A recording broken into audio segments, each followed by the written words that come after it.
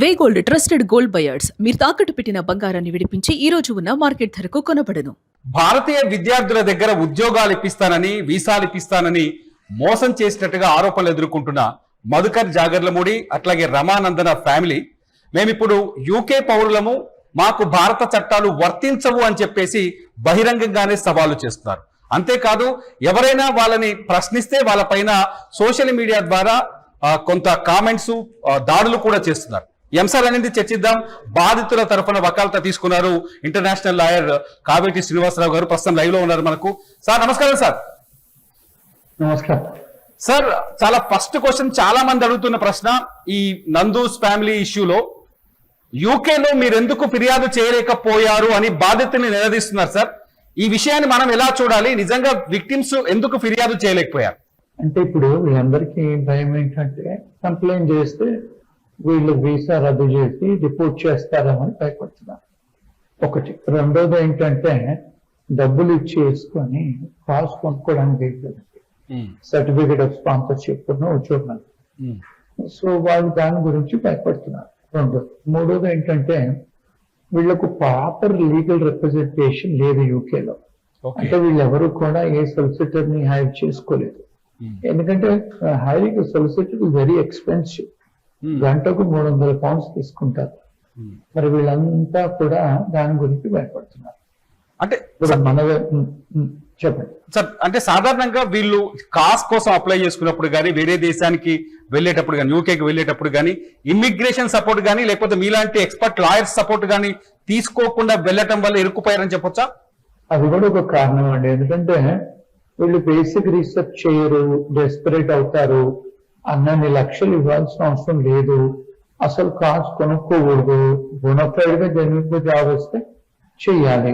కానీ మరి వీళ్ళు మన వాళ్ళు ఎక్కడ పోయినా కూడా ఇప్పుడు మన దగ్గర నుంచి దుబాయ్కి వెళ్తారని డబ్బులు ఖర్చు పెట్టుకుని వెళ్తారు. ప్రతి దేశానికి ఎడ్యుకేషన్ కాకుండా వర్క్ వెళ్ళినప్పుడు డబ్బు ఖర్చు పెట్టుకుని వెళ్తారు కదండి. అంటే డెస్పరేట్నెస్ మనకు, అంటే మనం కూడా కొంత అందులో భాగస్వామ్యం అనుకోవాలి. కానీ ఇంత దారుణంగా విక్టిమైజేషన్ అవటం. ఇప్పుడు ఇంకో విషయం ఏంటంటే నిన్న ఇంకొక అబ్బాయి కాల్ చేసిన ఒక ఆమె అంటూనే ఇంకొక లావణ్య అని ఇంకొక ఆయన క్యారెక్టర్ ఉంది, సేమ్ ఇట్లాగే ఆమె కూడా చేస్తుంది అని చెప్పి కాల్ చేశారు.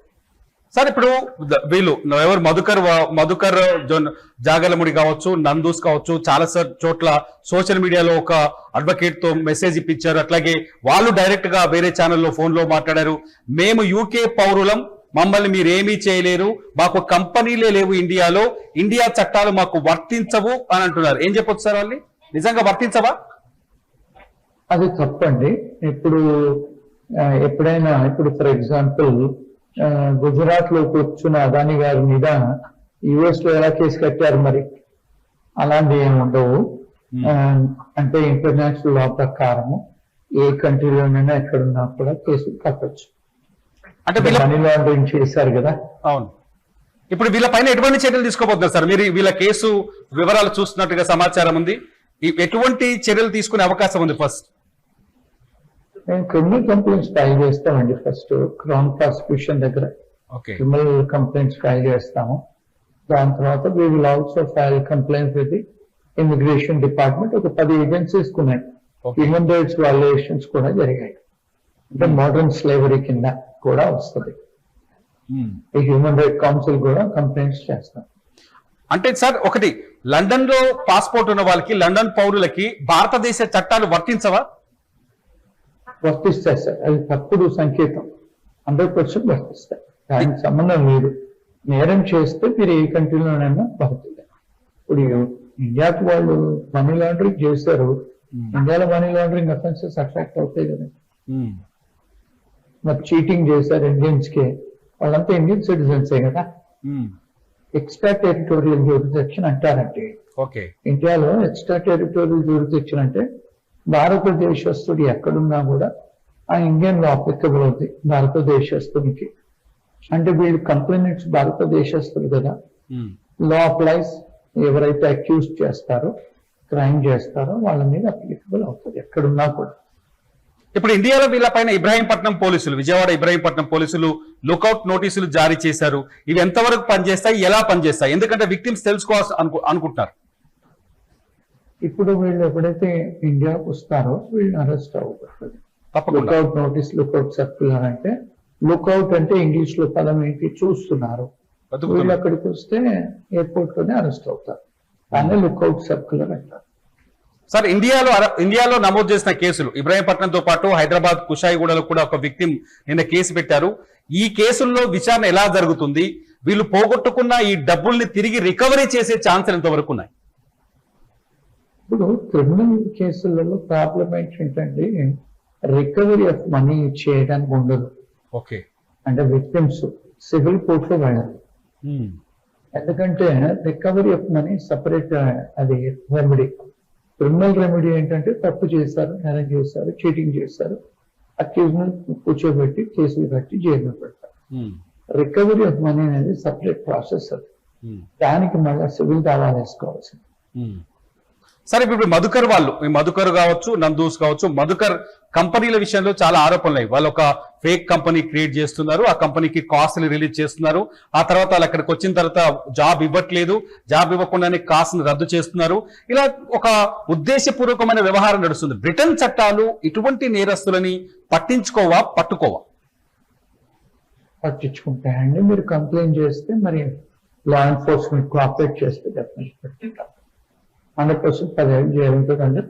ఇప్పుడు మీరు చెక్ చేసుకుంటే వాళ్ళ కంపెనీస్ లలో మీరు కూడా పర్మిషన్స్ లేవు అసలు.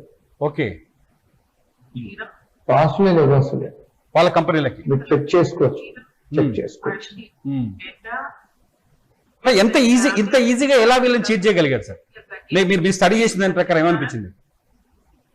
అంటే విక్టిమ్స్ ఇప్పుడు యుఎస్ లో కూడా ఉన్నారు, యూకే లో ఉన్నారు, ఆస్ట్రేలియా, కెనడా, ఏ కంట్రీస్ లలో కూడా విక్టిమ్స్ ఉన్నారు. ఇట్లా ప్రపంచవ్యాప్తంగా ఉన్నారు. మేము చాలా హ్యాండిల్ చేసాం ఇలాంటివి.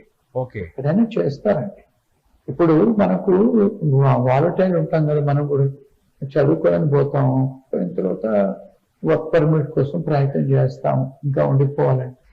దానికోసం నానా తాకుబడి కంటాలు పడి చేస్తాం. కానీ మన వాళ్ళే ఇట్లా చేస్తే ఎక్కడికి వెళ్తాం మనం?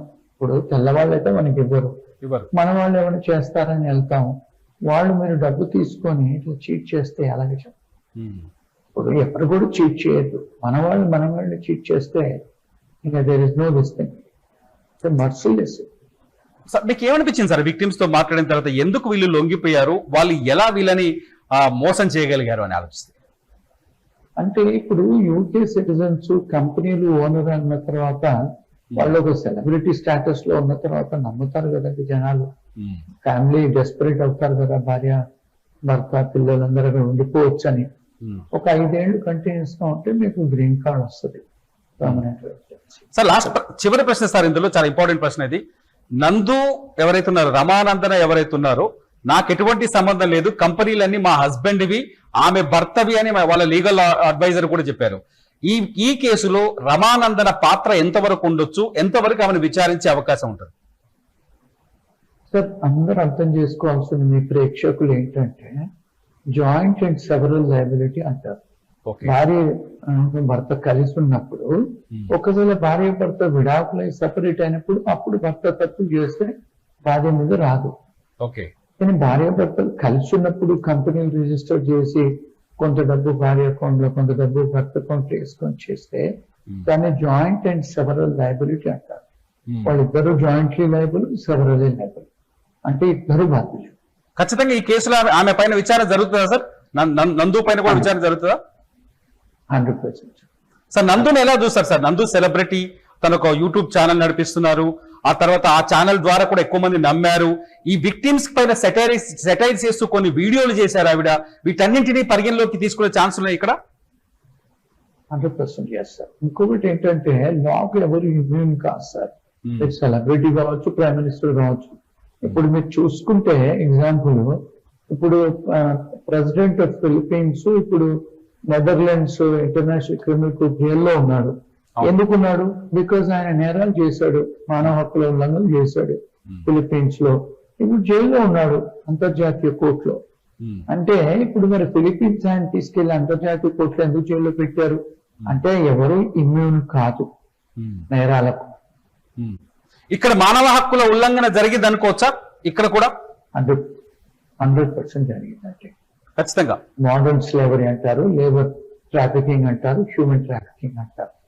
100% జరిగింది. Thank you so much sir. అంటే మీరు జర్నీలో ఉన్నారు, మీ కాస్ట్లీ టైం ని మా కోసం కేటాయించారు. మొత్తంగా నందు విషయంలో చాలా ప్రశ్నలు ఉన్నాయి జనాలకి, అందుకోసమని మీ వివరణ తీసుకోవాల్సి వచ్చింది. మొత్తంగా ఈ కేసులో వైఫ్ అండ్ హస్బెండ్ ఇద్దరు విచారణ ఎదుర్కోక తప్పదు అంటారు. 100% right sir, thank you so much sir మాతో జాయిన్ అయినందుకు. Thank you very much. మొత్తానికి ఏదైతే నందూస్ వరల్డ్ ఫ్యామిలీ పేరుతో జరుగుతున్న వ్యవహారం ఉందో, కాస్ స్కామ్, వీసా స్కాముల్లో ఖచ్చితంగా మధుకర్ జాగర్లమూడితో పాటు ఆయన సతీమణి రమానందనను కూడా పోలీసులు విచారించే అవకాశం ఉంది. ఆమె పైన కూడా చర్యలు తీసుకునే ఛాన్స్ ఉందని చెప్తున్నారు కావేటి శ్రీనివాస్ గారు, అడ్వకేట్ గారు. చూస్తూనే ఉండండి అప్డేట్స్ కోసం. It's UTV. నా పేరు తిరుమల్.